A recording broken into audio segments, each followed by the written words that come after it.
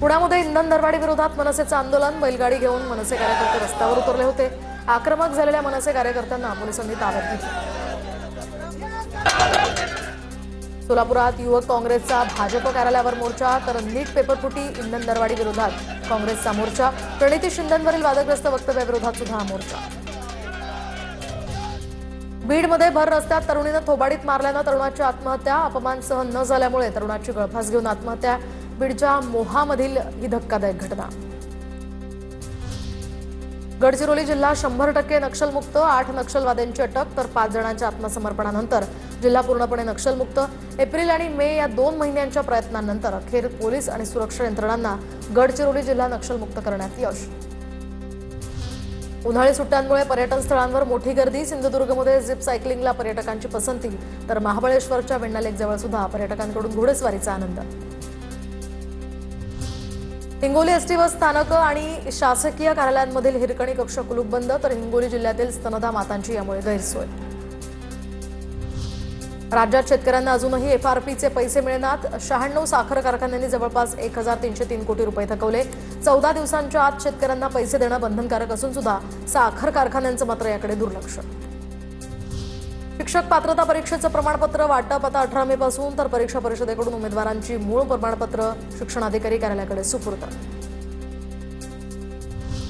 पंढरपुरात विठ्ठल दर्शनाच्या नावाखाली काळा बाजार होत असल्याचा आरोप। दरम्यान दर्शनासाठी प्रति व्यक्ती 200 रुपये घेत असल्याचा कथित ऑडिओ समोर। दरम्यान ऑडिओतील आवाज पंढरपुरातल्या एका कथित समाजसेवकाचा असल्याची ही चर्चा।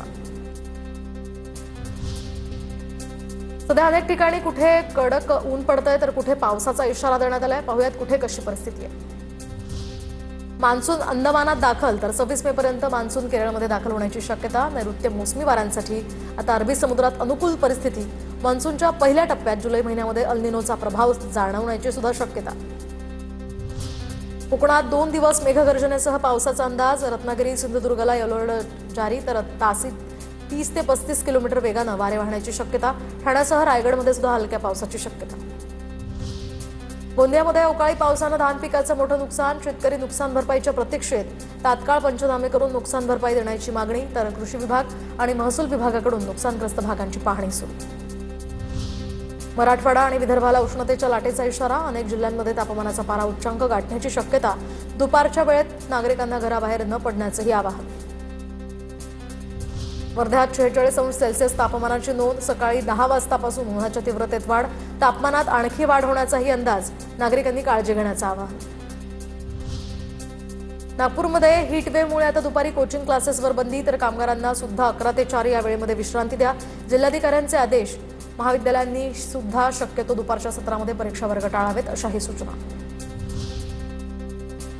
बुलढाण्याच्या संग्रामपूर तालुक्यामध्ये वाढत्या तापमानाचा संत्रा बागांना फटका। तातडीनं पंचनामे करून आर्थिक मदत देण्याची मागणी, तर बावणबीरमधील शेतकऱ्यांचे सुमारे 4 लाख रुपयांचं नुकसान। चंद्रपूर शहरातील अनेक भागांमध्ये भीषण पाणी टंचाई। नागरिक भर उन्हात पाणी भरत असल्याचं चित्र। शहरातील जटपुरा या भागामध्ये रोज टँकरनं पाणी पुरवठा होतोय। पाण्यासाठी नागरिकांची झुंबड। कोल्हापुरातील राधानगरी धरणाच्या पाणी पातळीमध्ये मोठी घट। धरणातनं भोगावती नदीमध्ये होणारा विसर्ग आता पूर्णपणे थांबवला, त्यामुळे शेतीवर येत्या काळात मोठा परिणाम होण्याची शक्यता।